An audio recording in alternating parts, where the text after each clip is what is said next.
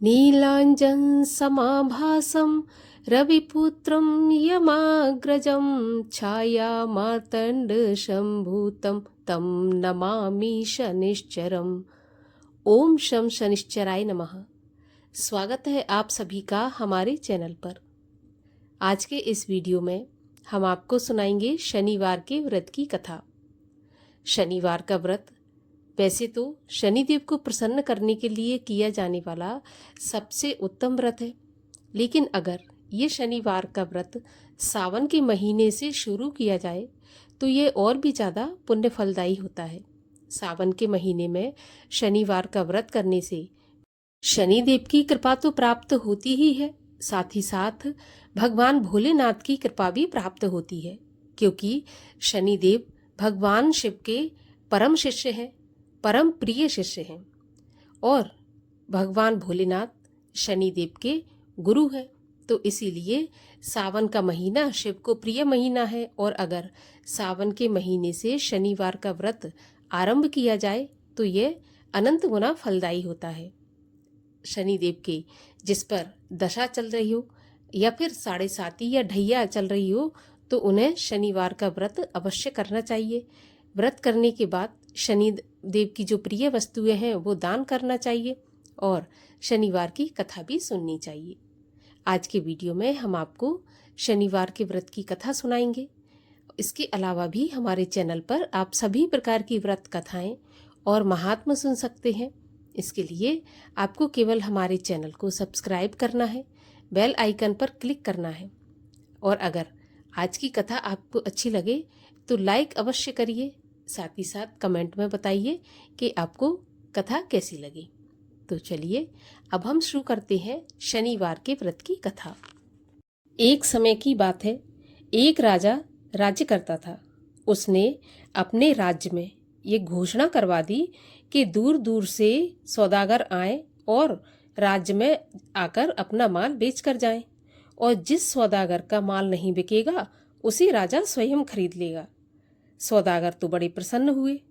अब सौदागर दूर दूर से राजा के राज्य में अपना माल बेचने आते और जब किसी सौदागर का माल नहीं बिकता तो राजा के आदमी जाते और उसे उचित मूल्य देकर सारा सामान खरीद कर ले आते थे। एक दिन की बात है, एक लोहार लोहे की शनिदेव की मूर्ति बनाकर बाजार में लाया, लेकिन किसी ने भी उसकी मूर्ति को नहीं खरीदा और सुबह से शाम हो गई। अब शनि की मूर्ति का जब कोई खरीदार नहीं आया तो लोहार के पास राजा के कर्मचारी आए और मूर्ति खरीदकर राजा के पास ले गए। राजा ने उसे आदर के साथ अपने घर में रख लिया। शनि देव के घर में आ जाने से घर में रहने वाले अनेक देवी देवता जो कि राजा के मंदिर में विराजमान थे वे बड़े रुष्ट हुए और रात के अंधेरे में राजा ने एक तेजस्वी स्त्री को अपने घर से निकलते देखा। तो राजा ने उससे पूछा कि तुम कौन हो और कहाँ जा रही हो? तो वह स्त्री कहने लगी कि मैं लक्ष्मी हूँ।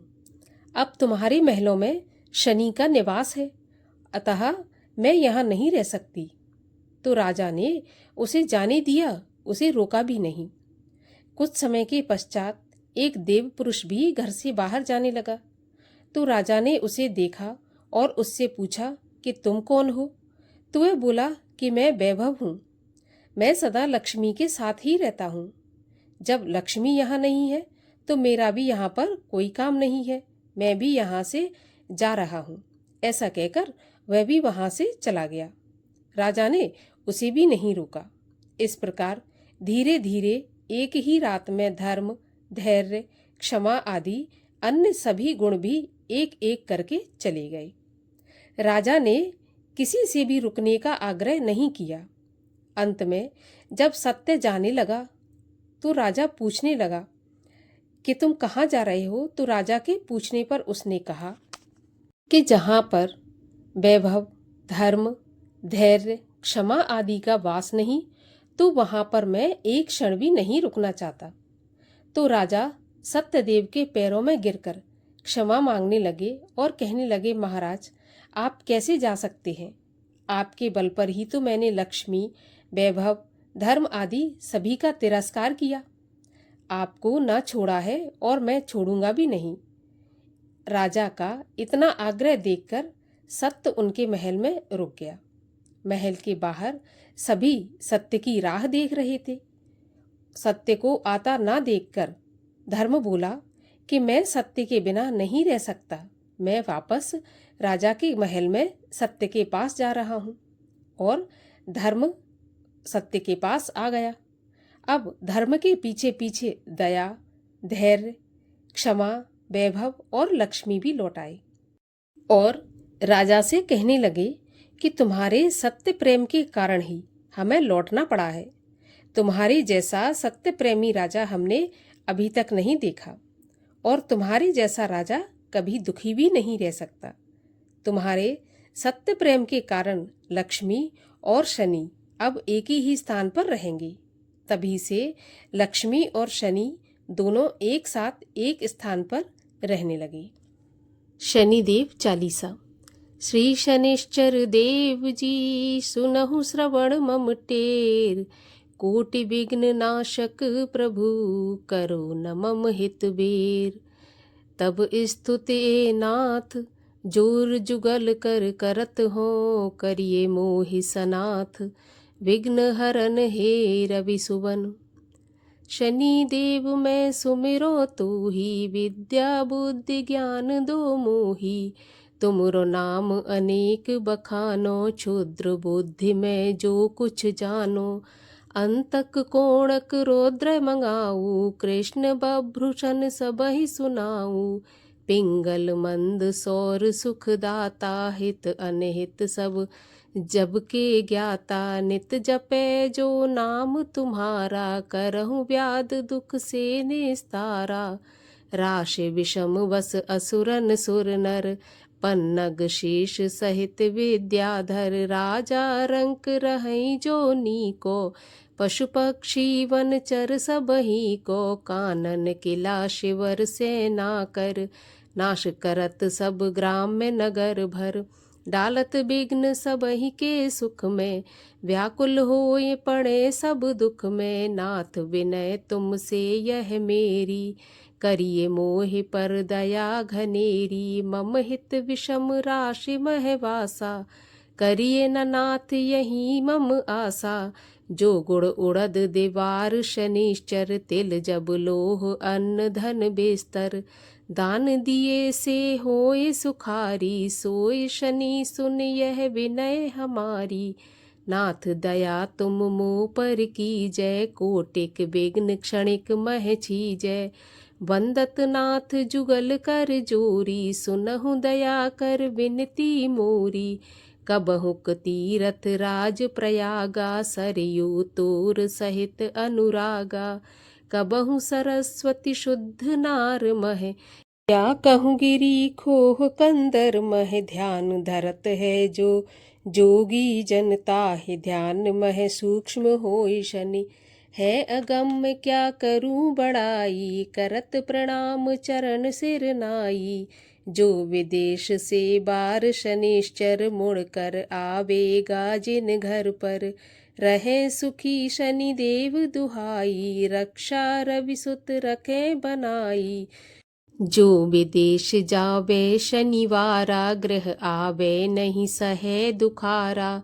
संकट दे शनिचर ताही, जेते दुखी होई मन माही। सोई रविनंदन कर जोरी, बंदन करत मूण मति थोरी। ब्रह्मा जगत बनावन हारा, विष्णु सबहि नित देत आहारा।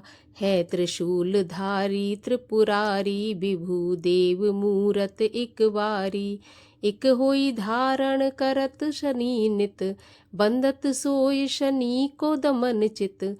जो नर पाठ करे मन चित से, सो नर छूटे व्यथा अमित से।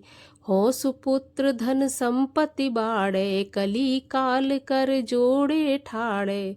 पशु कुटुंब बांधन आदि से, भरो भवन रहिए नित सब से।